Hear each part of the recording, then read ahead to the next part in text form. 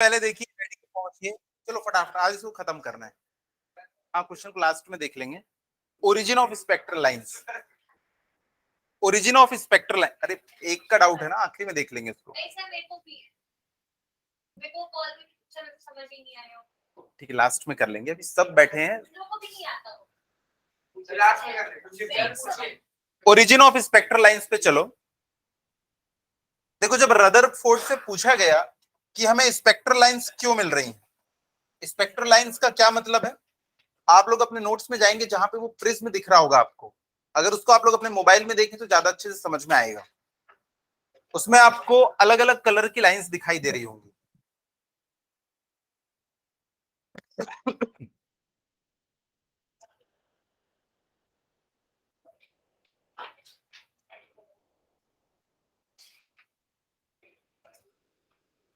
उसमें देखो एक डायग्राम में, हाँ ये वाला, हाँ तो उसमें क्या है, अलग अलग कलर की लाइंस मिल रही थी, एक कंटिन्यूस स्पेक्ट्रम नहीं मिल रहा था, बीच बीच में कुछ कलर की लाइंस मिल रही हैं, छोटी छोटी लाइंस बस मिल रही थी। तो उनसे जब पूछा गया रदरफोर्ड से कि ऐसा क्यों है, कंटिन्यूस स्पेक्ट्रम क्यों नहीं मिल रहा है, सिर्फ कुछ खास यहाँ पे कलर्स ही क्यों दिखाई दे रहे हैं। अब हमको पता है कि कोई भी कलर किसके ऊपर डिपेंड करता है, फ्रीक्वेंसी के ऊपर। फ्रीक्वेंसी चेंज मतलब वेवलेंथ चेंज, तो कलर भी चेंज। तो कुछ ही दिख रहा है हमको, पूरा कंटिन्यूस स्पेक्ट्रम नहीं दिख रहा है, मतलब कुछ खास फ्रीक्वेंसी की बस लाइट हमें मिल रही है, सारी फ्रीक्वेंसी की लाइट नहीं मिल रही है।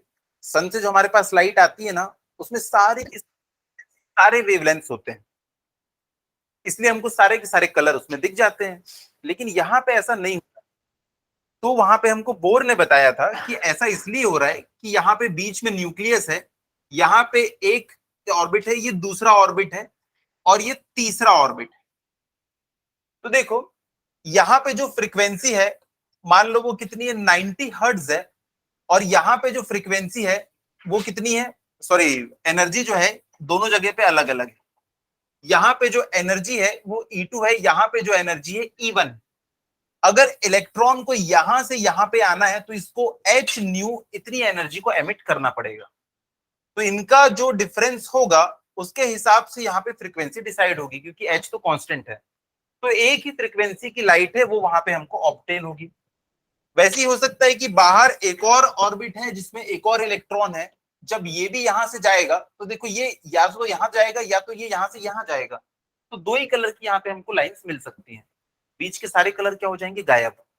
मान लो यहाँ पे जो फ्रीक्वेंसी है ना, फॉर एग्जाम्पल 90 हर्ट्ज वाली है, यहां से यहां गया तो 90 हर्ट्ज की फ्रीक्वेंसी वाली लाइट मिली, यहां से यहां गया तो 60 हर्ट्ज वाली लाइट मिली, उसके करस्पॉन्डिंग जो कलर होगा वही हमको दिखाई देगा।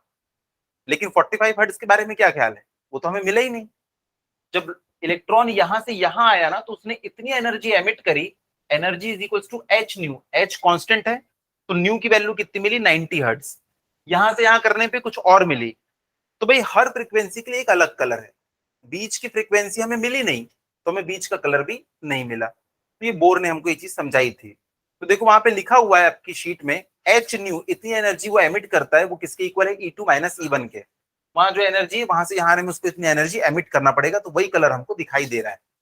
ठीक है, हाँ अगर ऐसा होता कि यहां से उछल के बस यहां पहुंच गया, तो थोड़ी सी उसने फ्रीक्वेंसी उसकी चेंज हुई होगी, मतलब छोटी सी फ्रीक्वेंसी मिली होगी, तो वो कलर भी हमको मिल जाता। बट वो यहां से यहां पहुंच रहा है। ठीक है, अब देखो फॉर्मूला लिखा हुआ है ऊपर, हम लोगों ने एनर्जी का फॉर्मूला डिराइव किया था, 2 pi square M K square Z square E⁴/h²। ये फॉर्मूला हम लोग डिराइव कर चुके थे, फॉर्मूला मैंने डायरेक्ट लिख दिया है। अच्छा ये तो हमारा हो चुका था यार, रिडबर्ग फॉर्मूला तक के हो चुका था। इसके बाद आ जाएंगे Bohr's explanation of spectral series of hydrogen atom, ये हाइड्रोजन एटम के लिए सिर्फ और सिर्फ। ठीक है, करवाऊंगा उसको, लास्ट में करवाएंगे। तो देखो यहाँ पे बोर का एक्सप्लेनेशन क्या था, उन्होंने क्या किया, एक एक्सपेरिमेंट किया। ये एक्सपेरिमेंट जो है ये आपसे पूछेगा नहीं, ये एक्सपेरिमेंट जो है ना ये आपको नहीं पूछने वाला है कि उसका एक्सपेरिमेंट क्या था, ना इसका डायग्राम आएगा ना कुछ, बस आपको समझ जाना है कि उसने एक्सपेरिमेंट कैसे किया था। तो देखो आप लोगों को उसमें आपको लेफ्ट साइड में दिख रही होगी एक ट्यूब। इस ट्यूब में क्या होता है, हम लोग एक सोर्स रखते हैं हीटिंग कॉइल, ताकि यहाँ पे हम लोग ना जिस भी चीज को रखें उसको हीट कर सके। तो देखो यहाँ पे हम लोग क्या करते हैं, वेपर डालते हैं, हाइड्रोजन की वेपर। हाइड्रोजन के लिए कर रहे हैं तो हाइड्रोजन की वेपर डालेंगे, और अगर हीलियम के लिए करेंगे तो हीलियम की वेपर को हम इसमें डालने वाले हैं। अब हमने इसमें हाइड्रोजन की वेपर को डाल दिया और उसको कंटिन्यूअसली हीट कर रहे हैं। जैसे ही हम हीट करते हैं तो क्या होगा, इलेक्ट्रॉन्स को वो एनर्जी मिलेगी और इलेक्ट्रॉन अपने ऑर्बिट को छोड़ के अपर ऑर्बिट में चले जाएंगे, या हो सकता है कि अपना ऑर्बिट चेंज करेंगे। तो जब वो अपना ऑर्बिट चेंज करेंगे तो एक ना खास फ्रीक्वेंसी को ही वो एब्जॉर्ब करते हैं। नहीं देखो, ये ट्यूब के अंदर हाइड्रोजन का वेपर है, यहाँ पे वेपर भरा हुआ है, मतलब वेपर भरा हुआ है। जैसे हम उसको हीट करेंगे तो हाइड्रोजन के एटम्स क्या होंगे, एनर्जी को रिसीव करेंगे, एनर्जी को रिसीव करेंगे। अब एक चीज देखो, ये है हाइड्रोजन का न्यूक्लियस, ये है इसका ऑर्बिट नंबर 1 और ये है इसका ऑर्बिट नंबर 2। यहां पे एनर्जी होती है E1 और यहां पे होती है एनर्जी E2। यहां से यहां जाने के लिए ना मान लो इसको 10.4 इलेक्ट्रॉन वोल्ट की एनर्जी चाहिए। तो जैसे ही इसको एनर्जी मिलेगी ना, मान लो 10 इलेक्ट्रॉन वोल्ट की, तो क्या ये यहां से यहां चला जाएगा? नहीं, यहां से यहां नहीं जाएगा। इसको कौन सी चाहिए, सिर्फ और सिर्फ 10.4 की, तभी वो अपना स्टेट को चेंज कर पाएगा। तो एक खास फ्रीक्वेंसी को ये क्या करने वाला है, एब्जॉर्ब करने वाला है। अगर इसको ये मिल भी गई तो ये इसको लौटा देगा, नहीं चाहिए, क्योंकि मुझे वहां पे जाने के लिए 10.4 चाहिए। तो एक पर्टिकुलर फ्रीक्वेंसी को ये क्या करेगा, एब्जॉर्ब करेगा। और अगर इसने एब्जॉर्ब कर लिया तो जो वहां से लाइट निकल रही है उसमें ये वाली फ्रीक्वेंसी क्या होगी, अपसेंट होगी, क्योंकि उसने क्या किया, ये वाली फ्रीक्वेंसी वाली एनर्जी को स्टोर कर लिया अपने में, अपनी स्टेट को चेंज करने, और बाकी सबको जाने दिया। तो हमें बाकी सब कुछ दिखाई देगा, बस यहाँ पे यही वाला कलर जो है वो हमें दिखाई नहीं देने वाला। हाँ, रेड का वेवलेंथ सबसे ज्यादा, फ्रीक्वेंसी सबसे कम। हाँ, बाकी सबकी आएगी क्योंकि अलग अलग स्टेट्स इसमें आएंगे ना। सबसे, हाँ हाँ, अभी हम लोग इसके बाद एनर्जी स्पेक्ट्रम पढ़ने वाले हैं, तो उसमें सारे डाउट क्लियर हो जाएंगे। ठीक है, तो देखो, जब उसको पहली स्टेट से दूसरी स्टेट में जाना है, क्या वो डायरेक्ट, ये देखो ये वाली स्टेट जो है ना, इस पे जाने के लिए इसको यहां से करीब करीब कितना चाहिए होता है, मान लो 12 इलेक्ट्रॉन वोल्ट चाहिए होता है। जब उसको 10 वाला ही नहीं मिल रहा है तो 12 वाला कहां से मिलेगा, है ना। तो यहां से क्या होता है, जब उसको एक स्टेट से दूसरे स्टेट में जाना है तब उसको एनर्जी चाहिए, तो एक पर्टिकुलर फ्रीक्वेंसी को वो क्या करेगा, एब्जॉर्ब करेगा। जिसको एब्जॉर्ब करेगा उसका स्पेक्ट्रम हमको नहीं दिखाई देगा। अब उसका उल्टा भी पॉसिबल है कि अब हमने क्या किया, उसको ना हमने हीटअप नहीं किए, अब हम क्या कर रहे हैं, इसके पीछे से व्हाइट लाइट जला रहे हैं। जब व्हाइट लाइट को जला रहे हैं तो ये क्या होगा, उसी को एब्जॉर्ब कर लेगा जिसको पहले ये रिलीज कर रहा था। देखो, फिर से मैं समझा रहा हूं, यहाँ पे हमने क्या किया, हीटिंग कॉइल के अंदर में हाइड्रोजन का वेपर रखा हुआ है। हाइड्रोजन का वेपर हमने रखा हुआ है तो इलेक्ट्रॉन्स क्या करेंगे, इसमें एक्साइट हो जाएंगे, एनर्जी उनको मिली। वो क्या किए, सारे के सारे इलेक्ट्रॉन या कोई एक इलेक्ट्रॉन न्यूक्लियस के पहले ऑर्बिट से दूसरे ऑर्बिट में चला गया।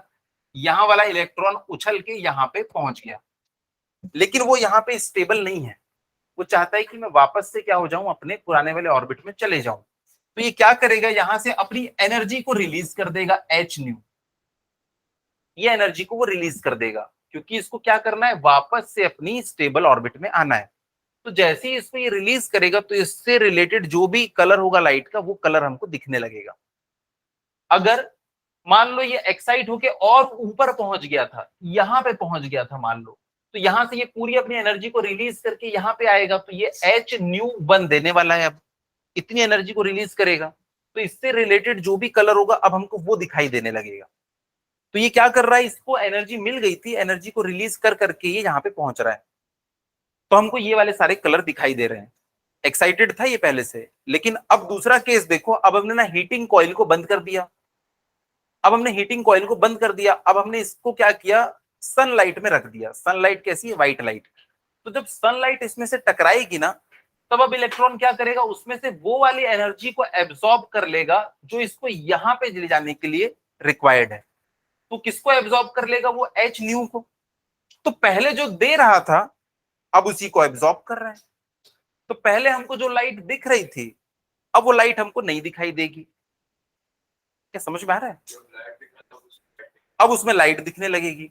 तो पहले जो उसका स्पेक्ट्रम था ना, जब पीछे से कोई लाइट नहीं आ रही थी, वो खुद से लाइट दे रहा था। तो उसने जो लाइट्स दी थी, उसके पास एनर्जी थी, तो ये लाइट उसने एमिट कर दी। लेकिन अब क्या हो रहा है, हमने हीटिंग कॉइल को बंद कर दिया, उसके पीछे एक व्हाइट कलर की लाइट हमने जला के रखी हुई है, तो वहां से अब इसको एनर्जी मिलेगी। तो पहली स्टेट से दूसरी स्टेट में जाने के लिए वो क्या करेगा, अब एच न्यू को एब्जॉर्ब करने वाला है। तो पहले हमको ये सारे स्पेक्ट्रम जो मिल रहे थे, इसके रिलीज करने के कारण अब उसी को ये क्या कर रहा है, एब्जॉर्ब कर रहा है। तो अब हमें वो सब नहीं दिखाई देंगे।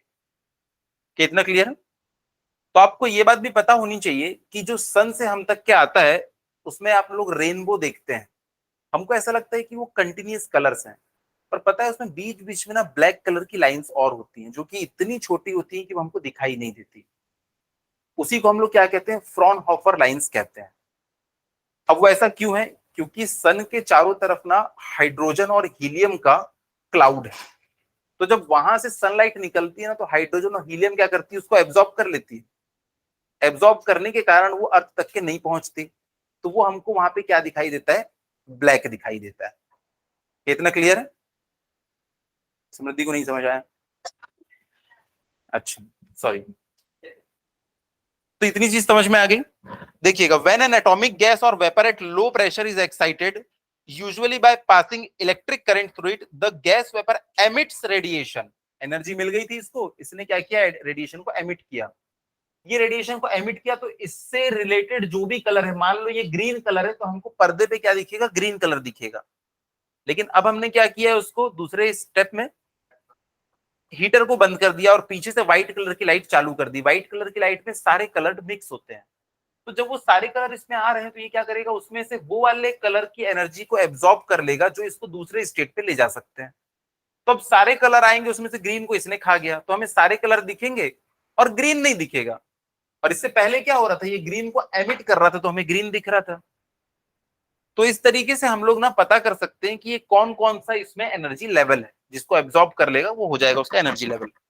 तो देखो, व्हेन एन एक्साइटेड, शुरू से पढ़ रहा हूं, व्हेन एन एटॉमिक गैस और vapour at low pressure is excited, usually by passing an electric current through it, the gas और vapour emits radiation of certain specific wavelengths only. The kind of spectrum is called line emission, or and it is consist of a few bright lines on a dark background. तो हम लोग क्या करते हैं, black colour का एक पर्दा होता है, उसके ऊपर देखते हैं कि कौन कौन सा कलर मिलेगा। तो एक्सपेरिमेंट हमने कैसे किया, यहाँ पे एक ट्यूब रखी, इस ट्यूब के अंदर में वेपर फॉर्म में हाइड्रोजन को रखा। हाइड्रोजन वेपर फॉर्म में कैसे रहेगा, जब उसका प्रेशर कम कर दोगे ना, तो अपने आप वेपराइज हो जाता है। हमें पता है जैसे जैसे प्रेशर को हम कम करते चले जाते हैं, इसका जो वेपराइजेशन होने वाला टेम्परेचर है ना, वो भी ड्रॉप होने लगता है, तो कम टेम्परेचर पे ये वेपराइज हो जाएगी। अब हमने क्या किया, इसको हीट करने के लिए यहाँ पे एक सोर्स लगा दिया। जैसे हमने इसको हीट प्रोवाइड की, अब यहां से ये क्या करने लगेगा, ये पूरा रेडिएशन करने लगेगा। तो हम लोग क्या करेंगे, यहाँ पे एक स्लिट रखेंगे। हमें बस एक छोटा सा यहाँ पे एक स्लिट बनाना है, उसी से जो निकलने वाली लाइट है वो उसको निकाल देंगे। यहां से जो भी लाइट्स निकलेंगी, उसको हम क्या करने वाले हैं, प्रिज्म के ऊपर डालने वाले हैं। प्रिज्म क्या करता है, सारे के सारे कलर्स को सेपरेट कर देता है। तो प्रिज्म ने इनके सारे के सारे कलर्स को सेपरेट कर दिया, और हमें अलग अलग टाइप पीछे इस पर्दे के ऊपर देखने के लिए मिल गए। तो इसने एमिट किया था वो वाले सारे कलर हमको देखने के लिए मिल गए। तो यहाँ पे देखो, मान लो फॉर एग्जाम्पल रेड दिख गया हमको, यहाँ पे फॉर एग्जाम्पल ग्रीन मिल गया, यहाँ पे ब्लू मिल गया, उसने एमिट किए थे। लेकिन अब क्या है, इसके पास में एनर्जी नहीं है। अगले केस में हम क्या कर रहे हैं, व्हाइट लाइट को डाल रहे हैं, तो इसके जो एटम होंगे देखेंगे कि यहां से वो एनर्जी आ रही है जो हमको अगले स्टेज में ले जाने के लिए रिक्वायर्ड है, उसको एब्जॉर्ब करके बाकी सबको जाने देंगे। तो ये तीनों की उनको जरूरत होती है, ये तीनों को एब्जॉर्ब करेंगे, बाकी सबको जाने देंगे। तो अब हमें यहाँ पे सारे कलर्स दिखाई देंगे, बस ये रेड, ग्रीन और ब्लू ये नहीं दिखाई देगा। एग्जाम्पल दिया मैंने, हो सकता है 5 मिले, हो सकता है 8 मिले। हाँ हाँ हाँ, तो इसमें 3 ही आपको यहाँ पे कलर ऐसा लाइन दिखाई देती है, बस एक छोटी सी एक, क्योंकि शार्प एक ही फ्रीक्वेंसी है ना, तो उससे रिलेटेड जो कलर है वो एक ही कलर होगा, तो एकदम शार्प आपको दिखाई देता है। आप रेनबो में देखना, जैसे वायलेट है ना, तो वो भी आपको डार्क से लाइट होते हुए दिखाई देगा।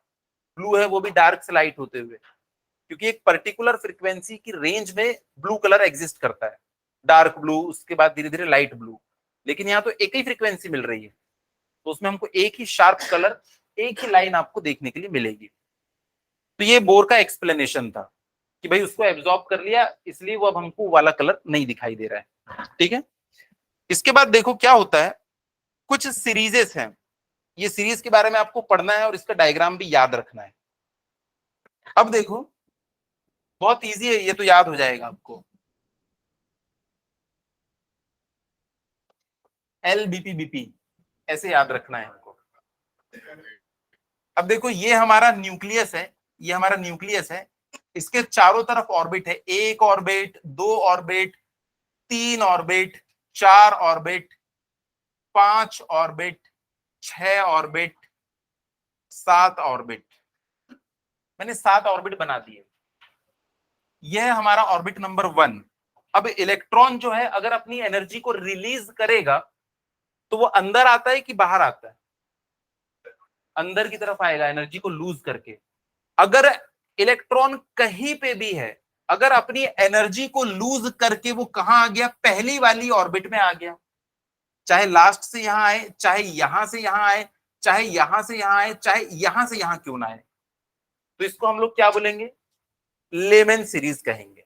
लेमैन लिखा हुआ है उसमें, देखो नीचे एक डायग्राम भी बना होगा गोल वाला, उसमें देखना लेमैन सीरीज, कहीं से भी वो आ जाएगा पहले वाले ऑर्बिट में, तो हम क्या कहेंगे उसको, लेमैन सीरीज का स्पेक्ट्रम कहेंगे।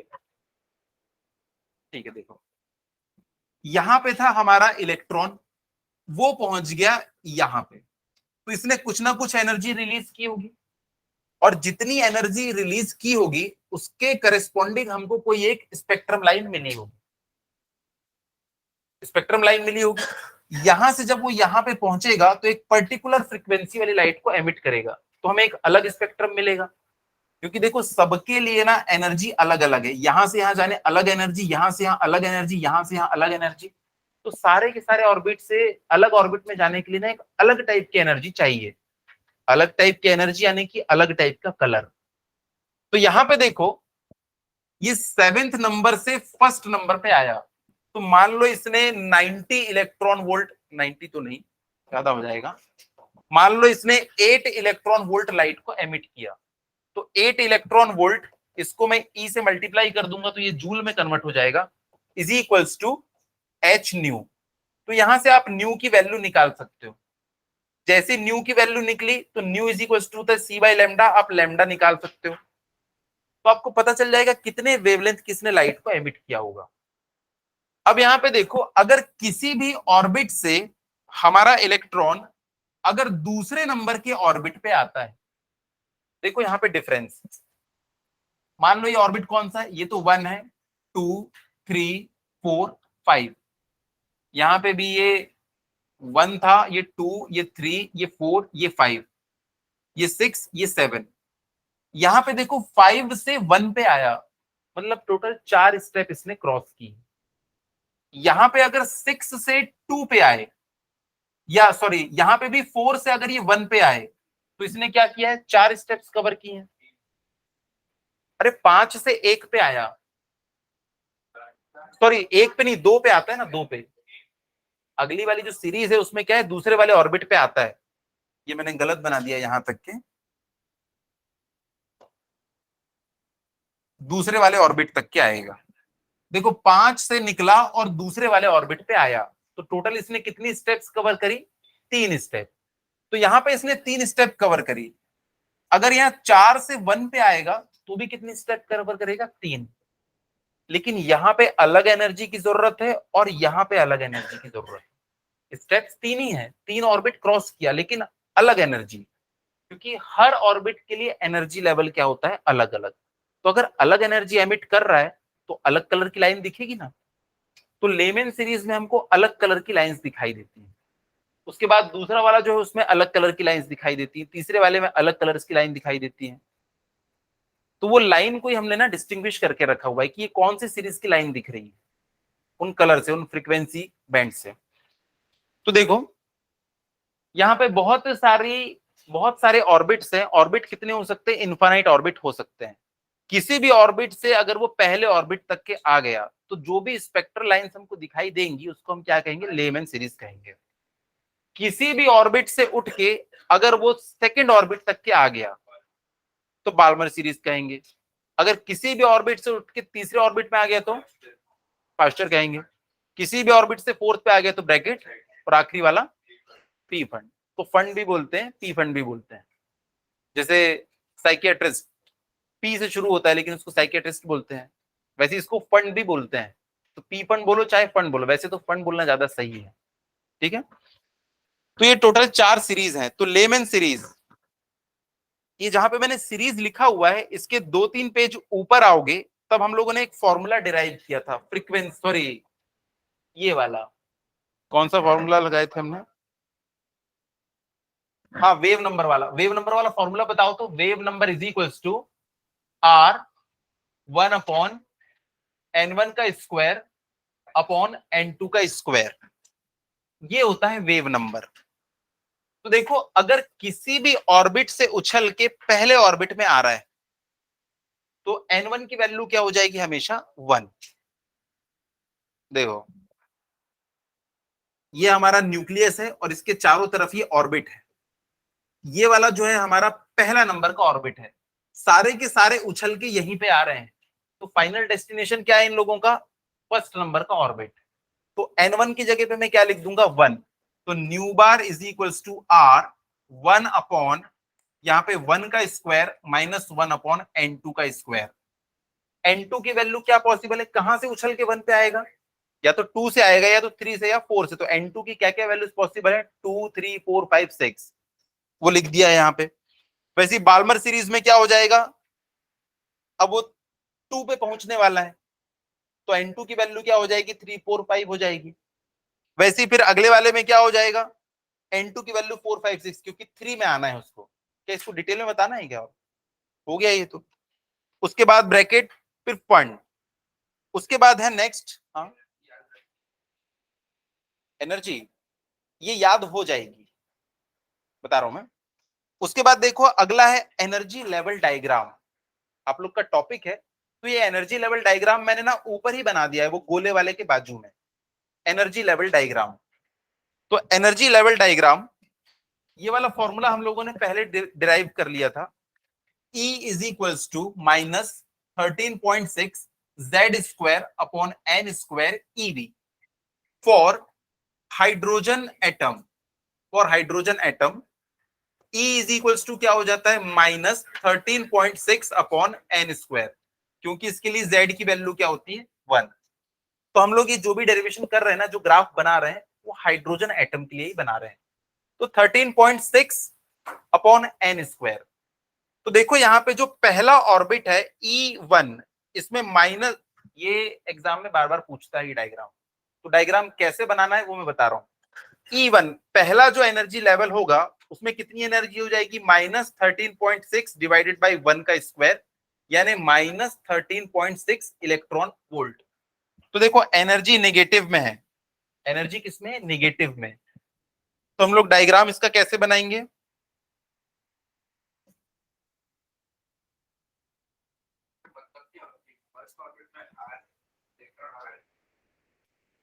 एक मिनट।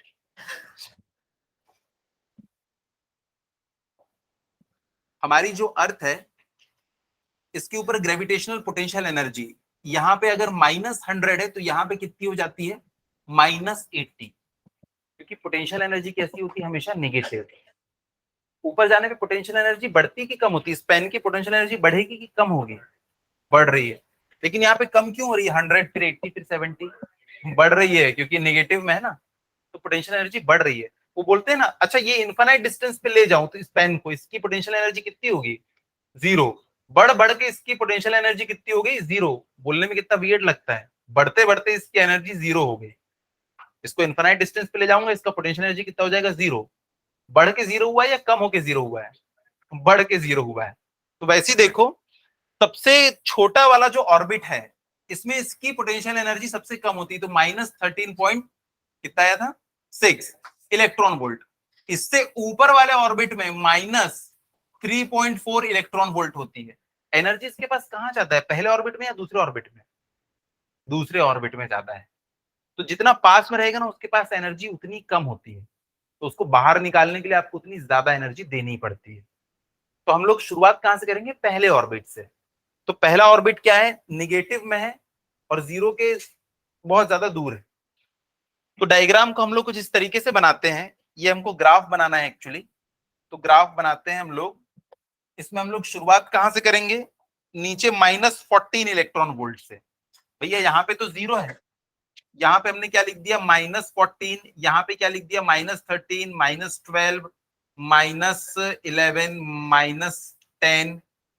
ये डायग्राम आपको बनाना है, -8, -7, -6, -5, -4, -3, -2, -1 और 0। 0 कहां पे हो जाएगी उसकी एनर्जी, इन्फानाइट वाले ऑर्बिट पे। जैसे हमारा अर्थ से इन्फानाइट डिस्टेंस पे जाओगे तो पोटेंशियल एनर्जी 0 होती है। तो पहले वाले ऑर्बिट में देखो एनर्जी कितनी है, -13.6। तो यहाँ पे आप लोग क्या करोगे, एक लाइन ड्रॉ कर दोगे। 13.6 यानी कि 13 और 14 के बीच में कहीं आएगा। तो ये हो गया हमारा पहला वाला, ये हमारा पहला वाला ऑर्बिट हो गया। ये हो गया हमारा n is equals to 1, n is equals to 1। ये पहला ऑर्बिट है हमारा। दूसरा E2 is equals to 13.6 upon 2 का स्क्वायर, यानी कि कितना हो जाएगा 4। 13 डिवाइडेड बाई 4, आपको पता है वैल्यू जितनी बार लिख दोगे कि याद हो जाएगी। 4 3 जा 12 होता है, मतलब 3 पॉइंट समथिंग कुछ आना है। तो आंसर क्या हो जाएगा, -3.4 इलेक्ट्रॉन वोल्ट। तो अगला एनर्जी लेवल डायग्राम में कहां पे बनाऊं, 3 पॉइंट समथिंग है, मतलब 3 और 4 के बीच आना है। ये देखो इतना ऊपर बनता है अगला वाला। इसके लिए हम लोग क्या लिखेंगे, n is equals to 2, second वाला है ये। उसके बाद थर्ड वाला, उसमें नीचे आ जाता है 9, मतलब 1 पॉइंट समथिंग कुछ होगा। तो याद हो जाएगा ये कितना है, -1 पॉइंट इलेक्ट्रॉन वोल्ट। तो अगला वाला डायग्राम यहां कहीं बना लेना, -1.5 यानी कि 1 और 2 के बीच में बनेगा। तो अगला वाला यहां पे बन जाता है, n इज इक्वल्स टू 3। उसके बाद चौथा, पांचवा, छठवा यहां तक के हम लोग बना लेंगे। और आखिरी जो 0 है ना, उसके ऊपर भी एक बना लेंगे। 0 को क्यों खाली छोड़ें, इस पे क्या है, n is equals to infinity, n is equals to infinity. इसके बीच में और भी बहुत सारे बनेंगे। इसके बाद कौन सा है, E4 का कितना है, 0.85, मतलब यहां पहुंच गया ये 0.85। उसके बाद 0.54 होगा, उसके बाद 0.54, उसके बाद 0.37, तो यहाँ पे 0.37, थोड़ा पास पास हो गया। अब देखो, किसी भी ऑर्बिट से, ये ऑर्बिट के नंबर लिखे ना, orbit number 1, orbit 2, orbit 3, orbit 4, ये कुछ भी, किसी भी ऑर्बिट से उठ के मुंह उठा के अगर ये 1 पे आ गया, किसी भी ऑर्बिट से, किसी भी ऑर्बिट से, तो इसका जो स्पेक्ट्रल होगा वो कौन सी सीरीज का होगा, 11 सीरीज का। उसके बाद अगर किसी भी ऑर्बिट से उठ के अगर वो सेकंड पे पहुंच गया, हाँ किसी से भी उठ के ये सेकंड पे पहुंच गया, तो 2 3 दिखा देना ऐसा, सॉरी उल्टा बना दिया, कहीं से भी उठ के अगर वो सेकंड में आ गया तो बार बार हो जाएगा। तो डायग्राम एग्जाम में पूछता है, तो ये बनाना आना चाहिए, ठीक है। हाँ यही तो होता है, पहले वाले ऑर्बिट से निकलना सबसे ज्यादा मुश्किल होता है। जैसे हम लोग करते हैं, क्लास में पढ़ लिए, ये हमारा पहला ऑर्बिट है, घर जाके पढ़ना दूसरा ऑर्बिट होता है। तो 99.9% बच्चा इसी ऑर्बिट को क्रॉस नहीं कर पाता है, बहुत ज्यादा एनर्जी चाहिए ना। लेकिन उसके बाद का रास्ता आसान हो जाता है, क्लास के बाद घर जाके रिवाइज करोगे तो ज्यादा अच्छे समझ में आता है। अरे ये पूरा PDF शेयर हो जाएगा, बोर्ड ले जा लो घर,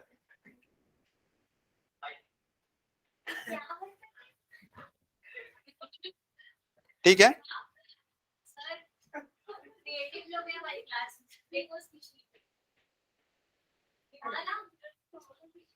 चलिए, इसके नीचे एक क्वेश्चन लिखा हुआ है, कैलकुलेट द वेवलेंथ ऑफ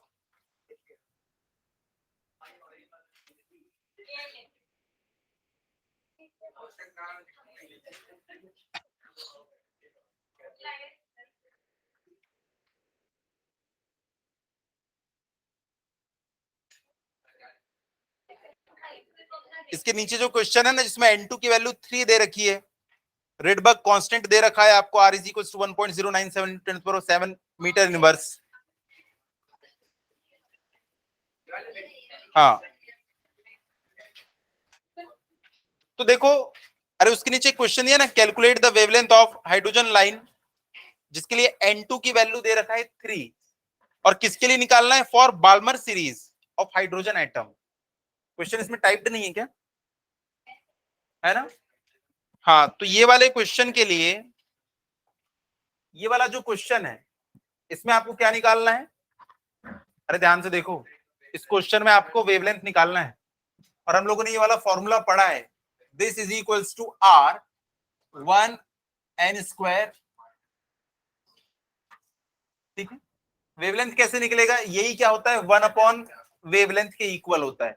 तो फॉर्मूला थोड़ा सा चेंज, n² - 1/n2 का स्क्वायर। क्वेश्चन में n2 की वैल्यू दे रखा है 3, n1 की वैल्यू तो नहीं दिया है। बाल्मर सीरीज है, उछल के कहाँ आएगा? सेकंड में। तो इसमें इसकी वैल्यू हो जाएगी 2 और इसकी वैल्यू दे रखा है 3, तो यहां से लेमडा की वैल्यू आप लोग निकाल लेंगे, आर की वैल्यू भी तो दे रखा है। तो फटाफट सॉल्व करो इसको, आंसर बताओ। देता है क्वेश्चन में, देता है। अरे आप लोगों को के की वैल्यू भी दी रहती है, एप्सिलॉन की वैल्यू भी दी रहती है। हाँ, पर याद रखना है हमें।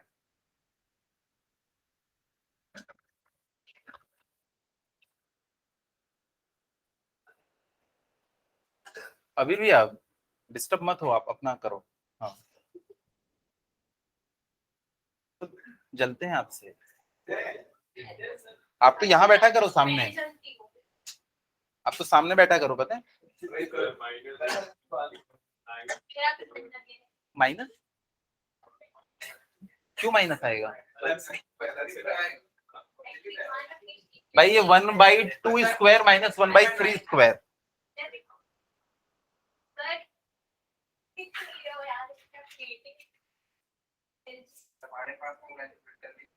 हाँ, तो क्या हो गया? अब उनको अलाउड है, आपको नहीं है।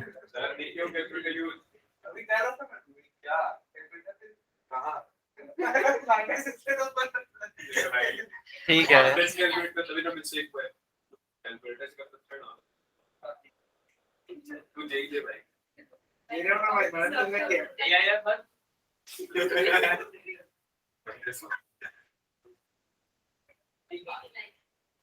इसको 1.1 ले लिया करो, 1.1। हाँ, 1.1 लेके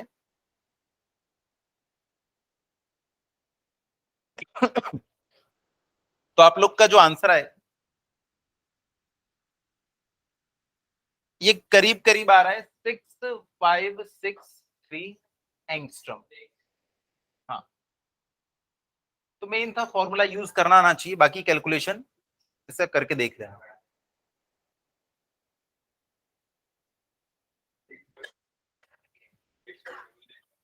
सिक्स 6500। हाँ, चलेगा, दौड़ेगा। हाँ, चलता है, चलता है।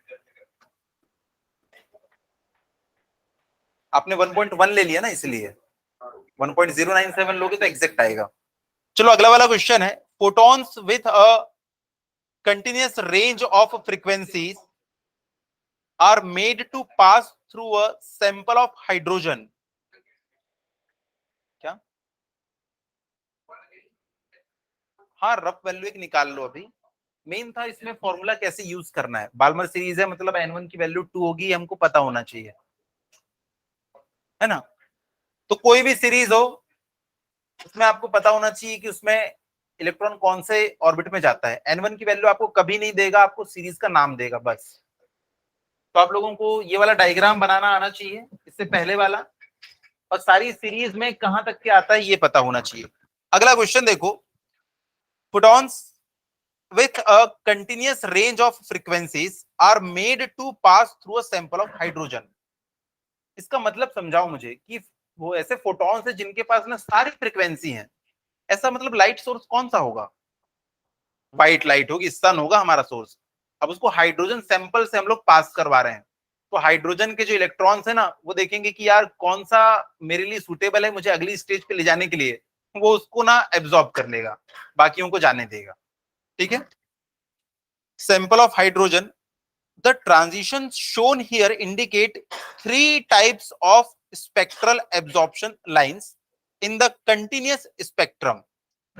यहाँ पे डायग्राम दिया नहीं है, आप लोग डायग्राम बनाओ। पहले ये वाला एक रफ डायग्राम बनाओ, X axis Y axis, n is equals to 1, n is equals to 2, n is equals to 3, n is equals to 4, इतना बना लो।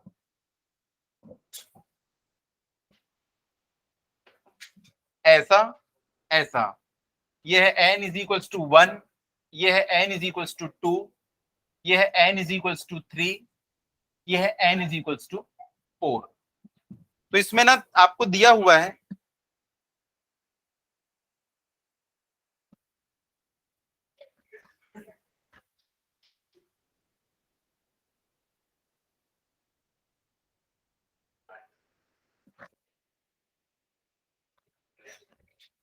ये डायग्राम दिया हुआ है और पूछ रहा है identify the spectral series of hydrogen emission spectrum to which each of the hydrogen emission spectrum sorry to which each of these 3 lines corresponds।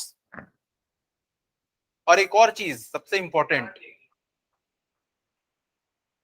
ये आपको क्वेश्चन में दिया हुआ है, ये वाला डायग्राम, ये क्वेश्चन में इतना दिया हुआ है, ये पीली लाइंस भी उसमें बनी हुई है क्वेश्चन में।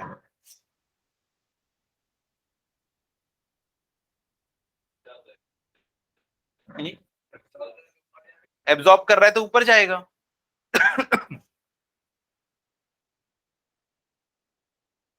तो ये किस सीरीज को करेस्पॉन्ड कर रहा है ये आपसे पूछ रहा है।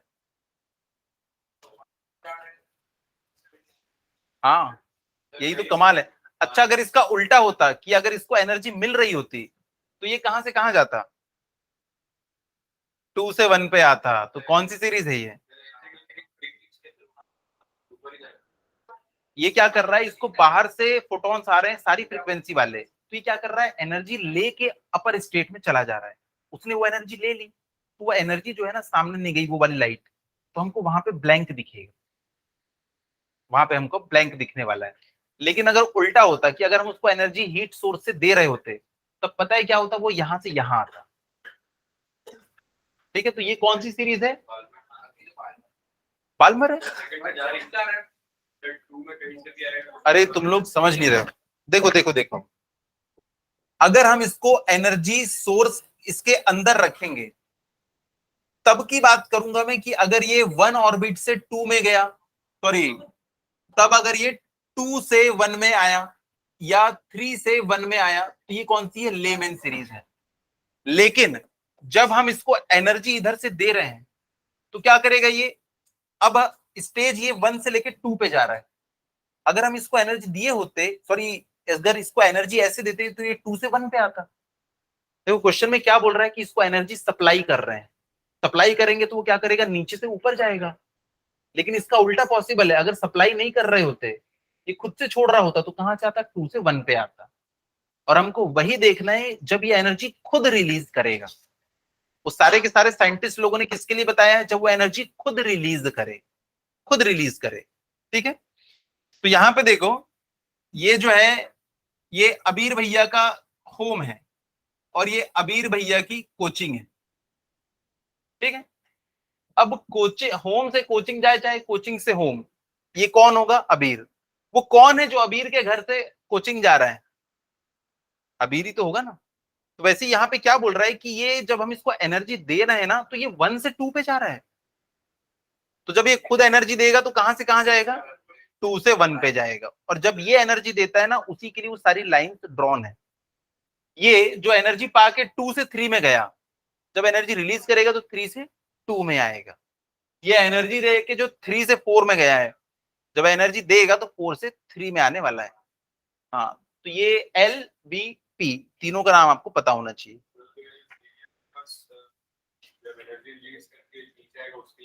हाँ, बस उसके लिए देखो सारे के सारे साइंटिस्ट लोग मिले, ये पांचों साइंटिस्ट मिले और इन्होंने मिलके सबने डिसाइड कर लिया। पहले एल वाले का नाम आ गया, लेमैन वाले का। उसमें देखो नोट्स में लिखा होगा कि इसमें कौन सा स्पेक्ट्रम हमको मिलता है। देखो लेमैन में कौन सा स्पेक्ट्रम मिलता है, आप लोग इलेक्ट्रोमैग्नेटिक वेव्स सब पढ़ चुके हो।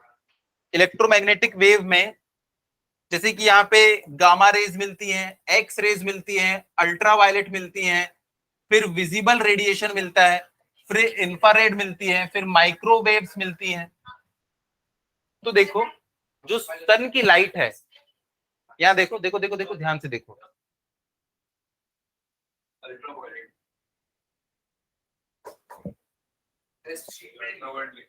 शीट पे नहीं लिखा है। हाँ तो पहली वाली अल्ट्रा वायलेट ले मैंने, एक मिनट यहाँ ध्यान से देखो, जो सन से लाइट आती है ना, उसमें ये भी है, ये भी है, ये भी है, ये भी है, ये भी है, ये भी है, ये भी है, सब कुछ। लेकिन ये और ये ना अर्थ तक के पहुंच नहीं पाते हैं, वो बात अलग है। अल्ट्रावायलेट की अर्थ तक के पहुंचती है, हाँ पहुंचती है, लेकिन सन से तो ये सारी की सारी निकलती है। अब देखो ये सारी की सारी निकली, हाइड्रोजन का जो वेपर है उसने क्या किया, इस वाली को जब एब्जॉर्ब किया तो हमको यही वहां पे ब्लैंक मिसिंग दिखेगा। तो लेमन ने बोला कि भैया जो अल्ट्रावायलेट जितनी को भी रोक रहा है ना वो मेरी स्टडीज है, तो उसके नीचे लिख लो, अगर लिखा नहीं है तो देखो उसके नीचे वाली में विजिबल लिखा होगा बाल्मर में। सबसे पहले कौन सी सीरीज पता चली थी, बाल्मर, क्योंकि जो विजिबल था इन्होंने देखी उसमें से कुछ गायब दिख रहा है, तो जो हमको नहीं दिखती हैं अल्ट्रावायलेट रेस, गामा रेस, बाकी में उन्होंने एक्सपेरिमेंट की तो बाकी बाद में आई हैं। ये भी एक इंपॉर्टेंट क्वेश्चन बनता है कि सबसे पहले कौन सी सीरीज जो है डिस्कवर की गई थी, कौन सी थी, बाल्मर, क्योंकि वो विजिबल है। कौन सा कलर मिसिंग है वो हमको क्लियर दिख गया था, लेकिन जो वेव्स हमको दिखती ही नहीं है उसमें कौन सा मिसिंग है ये कैसे बताएंगे। तो बाद में उन्होंने एक्सपेरिमेंट किया, अलग अलग तरीके हैं जिससे हम लोग कौन सी अल्ट्रावायलेट मिसिंग है, कौन सी एक्स मिसिंग है, ये हम पता कर सकते हैं। तो देखो उसके नीचे वाली में लिखा होगा विजिबल रेडिएशन, तो जिस जैसे लिखा होगा लिख लेना। हाँ नीचे वाली में लिखा है this set of spectral lines lie in the visible part of spectrum, तो इसके ऊपर वाली में लेमैन में लिख लेना this set of spectral lines lie in the ultraviolet part of the spectrum. मैं रिपीट कर रहा हूं, लेमैन में आपको लिखना है this set of spectral lines, this set of spectral lines lie in the ultraviolet part of the spectrum। उसके बाद बाल्मर कौन सा है, जिसमें विजिबल है, उसके बाद बाकी सब में इंफ्रारेड है, याद रखने में आसानी है, बाकी सब इंफ्रारेड। पहला अल्ट्रावायलेट, दूसरा विजिबल, बाकी सब क्या है, इंफ्रारेड।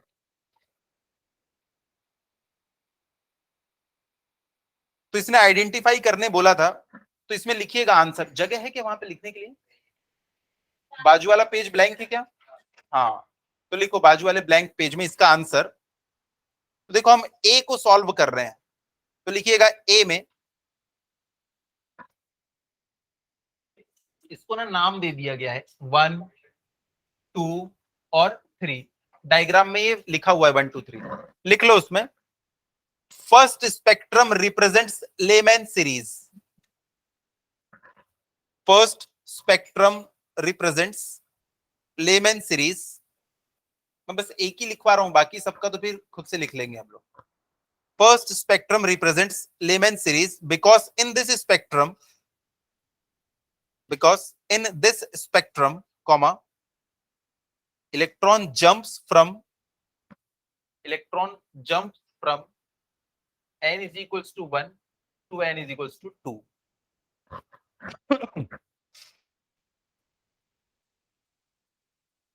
तो सेकंड के लिए भी आप लोग खुद से लिख लेंगे ये कौन सी सीरीज होगी, थर्ड के लिए भी खुद से लिख लेंगे।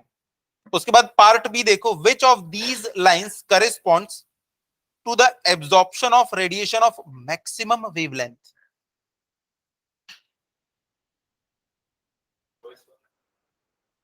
सोचो,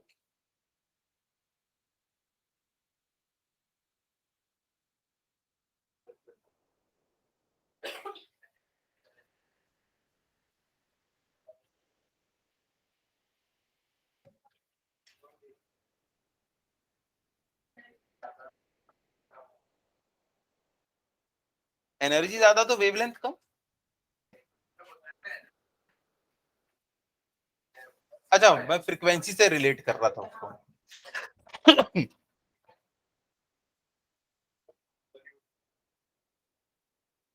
आप लोग बताएंगे ना ये तो मुझे, फर्स्ट सेकंड या थर्ड कौन मैक्सिमम वेवलेंथ को एब्जॉर्ब कर रहा है?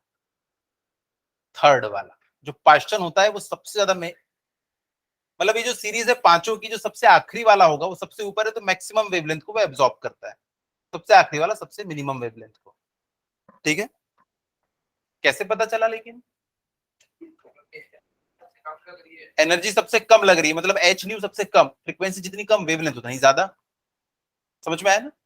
अगर यहाँ पे कोई चौथी सीरीज भी होती इसके बाद की तो उसका नंबर आ जाता। चलो इसके बाद वाला, the energy levels of an atom are shown in figure, which of them will result in the emission of a photon of wavelength 275 nm? तो डायग्राम बनाना है हमको, पहले तो 4 हॉरिजॉन्टल लाइन ड्रॉ कर लो, वहीं पे छोटा सा ये सॉल्यूशन इसका, 4 हॉरिजॉन्टल लाइंस ड्रॉ कर लो।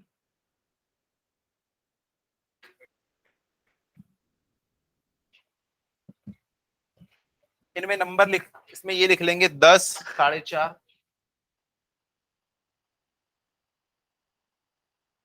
-10 electron volt, -4.5 electron volt, -2 electron volt, 0।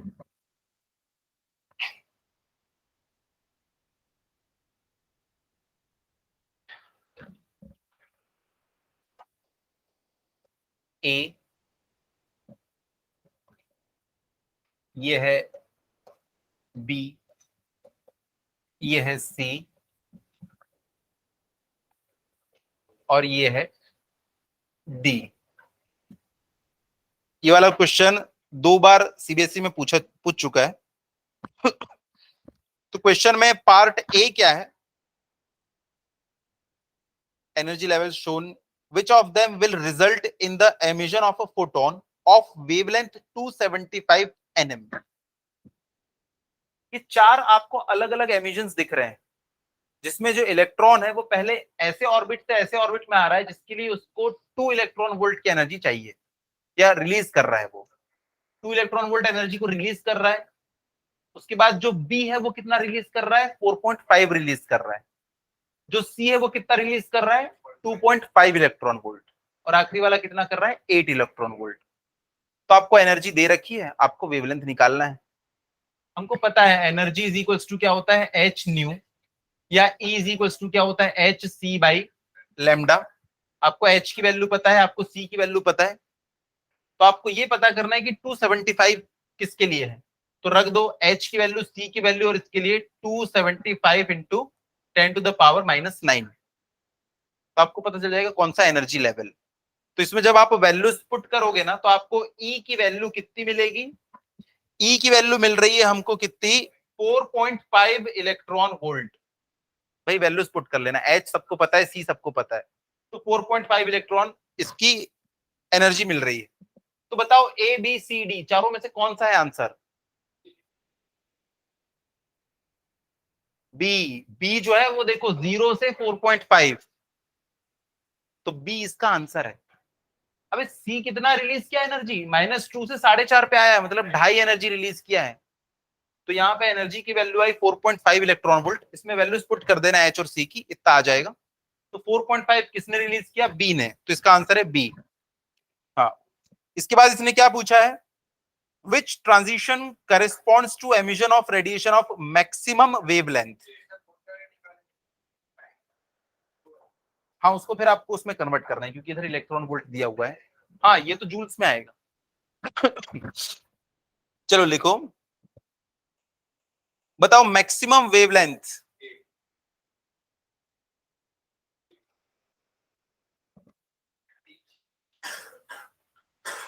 कौन सा एमिशन जो है ना वो मैक्सिमम वेवलेंथ देने वाला है। भाई जो मिनिमम एनर्जी निकालेगा, छोटू सी एनर्जी तो छोटू सा फ्रीक्वेंसी, छोटू सा फ्रीक्वेंसी मतलब बड़ा वेवलेंथ। तो मैक्सिमम वेवलेंथ किसमें मिलेगा? ए में, क्योंकि उसमें सिर्फ 2 इलेक्ट्रॉन वोल्ट निकल रही है, बाकी सब में से ज्यादा ही है आई गेस। हाँ, ये भी 2.5 है, 4.5 है, 8। तो सबसे कम एनर्जी किसमें निकल रही है? ए वाले में। सबसे कम एनर्जी मतलब फ्रीक्वेंसी भी सबसे कम, और फ्रीक्वेंसी और वेवलेंथ एक दूसरे से इनवर्सली रिलेटेड है। तो मैक्सिमम वेवलेंथ किसमें मिलेगा? ए वाले में। चलो भाई, इसके बाद है हमारा क्या? De Broglie explanation. नहीं नहीं नहीं नहीं, इसको खत्म करना है। अरे बहुत इंटरेस्टिंग है, अभी देखो।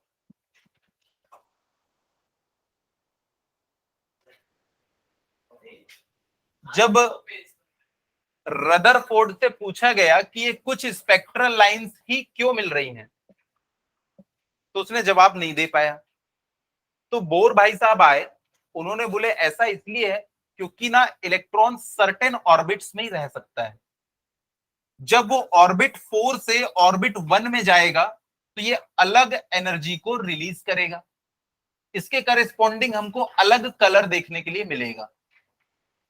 जब वो 3 से 1 में जाएगा तब ये एक अलग एनर्जी रिलीज करेगा। इसके करेस्पॉन्डिंग हमको कलर, ये 1 था, कलर 2 ये देखने के लिए मिलेगा। उसने ये बता दिया। अरे देखो ना, इधर ध्यान दो।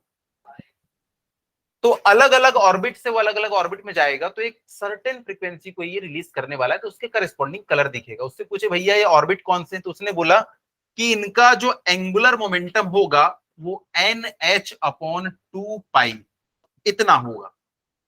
अब देखो, ऑर्बिट नंबर 1 के लिए यहाँ पे 1 रखेंगे, ऑर्बिट नंबर 2 के लिए 2 रखेंगे, तो आपको हर एक का रेडियस यहाँ पे पता चल सकता है। लेकिन उससे पूछे ये आपको कैसे सपना आया कि ये NH/2 पाई के इक्वल ही होगा?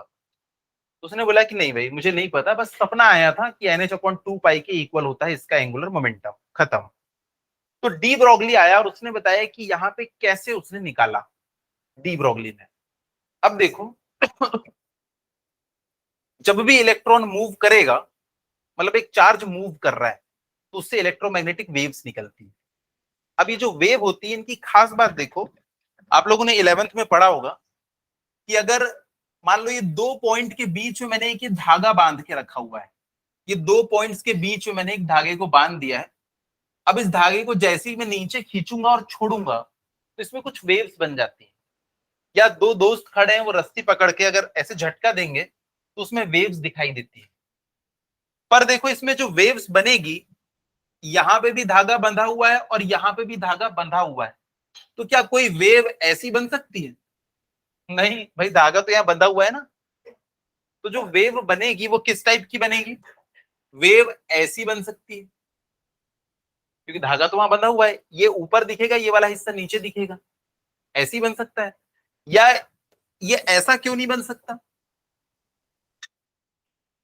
ऐसा, ऐसा,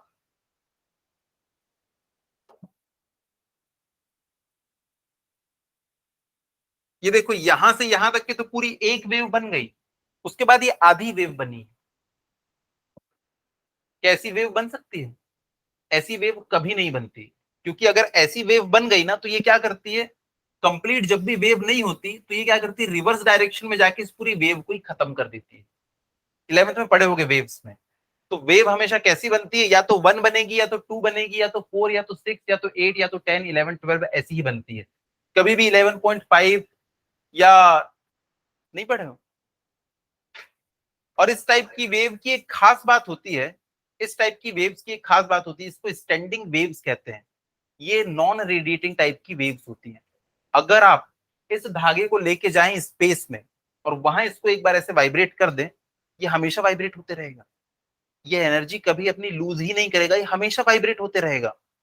इसने अपनी एनर्जी लूज नहीं करी। तो वैसे ही इन्होंने कहा कि जो इलेक्ट्रॉन है हमारा प्यारा सा, उसका ये ऑर्बिट है।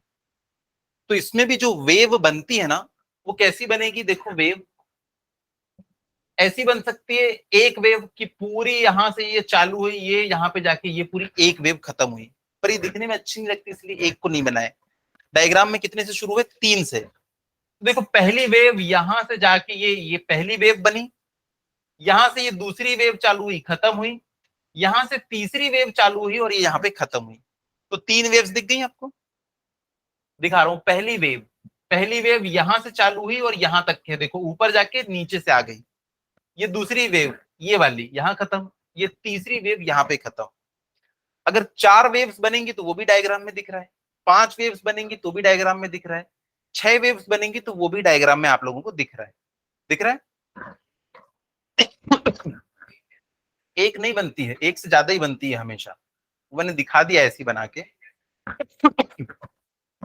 तो देखो n इज इक्वल्स टू 3 4 5 6, चाहे तो वो 1000 वेव्स भी बना सकता है, लेकिन ये हमेशा कैसा होगा, एक इंटीजर नंबर होगा, कोई मतलब एक डिस्क्रीट आपको मिलने वाला है, कंटिन्यूस नंबर नहीं मिलने वाला कि 2.5 वेव्स बना दिया, 2.7 वेव्स बना दिया, या तो 2 वेव्स बनाएगा या तो 3 वेव्स बनाएगा। तो फिर नीचे देखो, फॉर परमिसिबल ऑर्बिट। अब एक चीज बताओ, ये क्या है, पूरी वेव की वेव लेंथ है, ये वेव यहां से शुरू हुई और यहां पे खत्म हुई, तो इस डिस्टेंस को हम लोग क्या कहते हैं, लैम्डा, यानी कि वेव लेंथ। यहां पे भी देखो टोटल 3 वेव्स बन रही हैं, तो टोटल लेंथ कितनी हो जाएगी, 3 लैम्डा के इक्वल। लेकिन ये वेव बन किस पे रही है, इसके ऊपर, तो एन लैम्डा यानी कि 3 लैम्डा इज इक्वल टू क्या हो जाएगा, 2 pi into orbit of this radius. भाई ये देखो, यहां से यहां की डिस्टेंस कितनी है, लैम्डा के इक्वल। इसको तुम ऐसा घुमा दो, तो जो सर्कल बनेगा 2 पाई आर, वो किसके इक्वल होगा, लैम्डा के इक्वल होगा ना। तो वैसे यहाँ पे देखो, ये 3 वेव्स बन रही है, एक वेव की लेंथ क्या कहलाती है, वेव लेंथ। 3 वेव बन रही है तो टोटल लेंथ कितनी हो जाएगी, 3 लैम्डा। लेकिन इसको काट के ऐसा पूरा खोल दो तो इसकी सरकमफेरेंस मिलेगी, तो 2 pi r is equal to क्या हो जाएगा, 3 लैम्डा। कभी 4 वेव्स भी बन सकती है, इसलिए हम लोग एक इन जनरल फॉर्मूला लिखेंगे। फॉर्मूला क्या होगा, 2 pi r is equal to n lambda. तो वही मैंने लिखा हुआ है, देखो 2 pi r is equal to n lambda. और according to de Broglie hypothesis, मैंने आपको बोला था पिछली क्लास में ये पढ़ के आना, डी ब्रॉगली हाइपोथेसिस, कि कोई मटेरियल होता है ना, वो वेव की तरह बिहेव करता है, जैसे वेव जो है मटेरियल की तरह बिहेव करती है। पिछले चैप्टर में हमने पढ़ा था डी ब्रॉगली हाइपोथेसिस, आप लोग को बोला था वाला नोट्स निकालो करके, हाँ जय ने निकाला भी है। तो वहां पे लिखा हुआ है कि लैम्डा इज इक्वल टू क्या होता है, एच अपॉन एम वी। यहां पे भी हमको लैम्डा दिख रहा है, तो इस लैम्डा की जगह पे हम लोग h upon m v put कर देते हैं। तो यहां से इस लैम्डा की value h upon m v को जैसे हम यहाँ पे पुट करेंगे, तो देखो आपको क्या मिल रहा है, 2 pi r is equal to n h upon m v, या m v r is equal to n h upon 2 pi. और एम वी आर ही क्या होता है, एंगुलर मोमेंटम होता है, तो angular momentum is equal to n h upon 2 pi, ये prove करने बोलता है। तो आप लोग ये सारी चीजें लिख लेंगे according to de Broglie hypothesis. वहां हाइपोथेसिस लिखा है कि नहीं लिखा है, लिख लो उसको, और उसके बाजू में लिख लेना, पिछले चैप्टर में पढ़े थे, from dual nature of matter and radiation, वहां से हमने पढ़ा है, लिख लो। डी ब्रॉगली हाइपोथेसिस से हमको पता है lambda is equal to h upon m v, इसको हमने यहाँ पे पुट किया तो हमको मिल गया क्या, m v r is equal to n h upon 2 pi. तो जो बोर को सपना आया था कि angular momentum n h upon 2 pi के इक्वल होता है, लेकिन वो बता नहीं पाया था, तो डी ब्रॉगली ने उसको ये कैलकुलेशन करके बताया कि इस तरीके से ये एन एच अपॉन 2 पाई के इक्वल होता है। तो angular momentum is equal to क्या बोल रहे हैं, डी ब्रॉगली हाइपोथेसिस। हाइपोथेसिस का मतलब ही क्या है, जो आ गया सपना वो एक्सपेरिमेंटली प्रूव करे, मतलब एक्सपेरिमेंट करके उन्होंने निकाल लिया था कि भाई ये सही है, उसकी हेल्प से फिर ये आगे हम लोगों ने निकाला है, पर वो एक्सपेरिमेंटली प्रूव किया ना।